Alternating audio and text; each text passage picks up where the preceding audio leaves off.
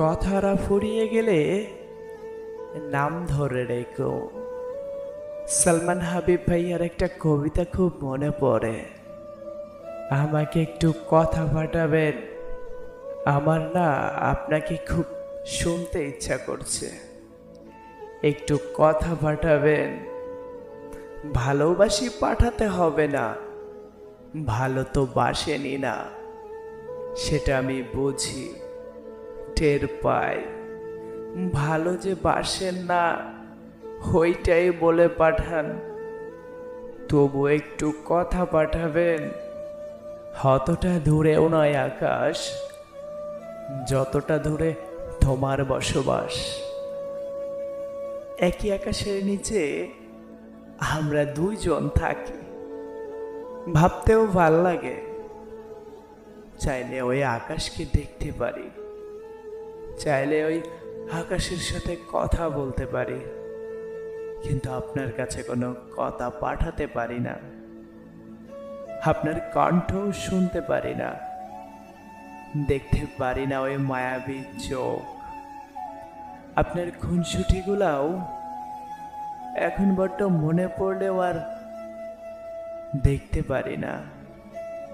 চাইলেই তো আর সব কিছু পাওয়া যায় না। আচ্ছা, কিছু নিয়ম ভেঙে কিছু জিনিস আপন হইলে কেমন হয়? এমন একটা নিয়ম ভেঙে আপনি আমার হইতে পারলেন না। কত নিয়মিত কত মানুষ ভেঙে দেয়, আমার নিয়মটাই কেন এত বদ্ধ ঘরে বদ্ধময়?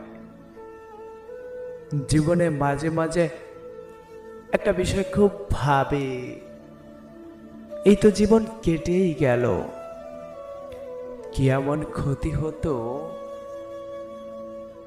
সে আমার হলে?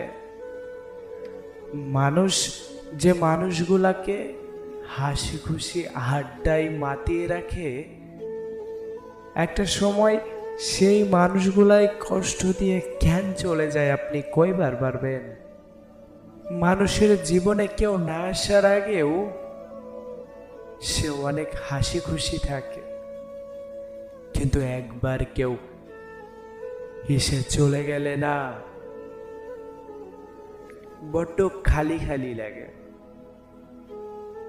আকাশ আগেও দেখতাম, এখনো দেখি, কিন্তু আগের মতো আর হাসি না। কথাগুলা আকাশে জমা রাখি, তোমার কাছে তো আর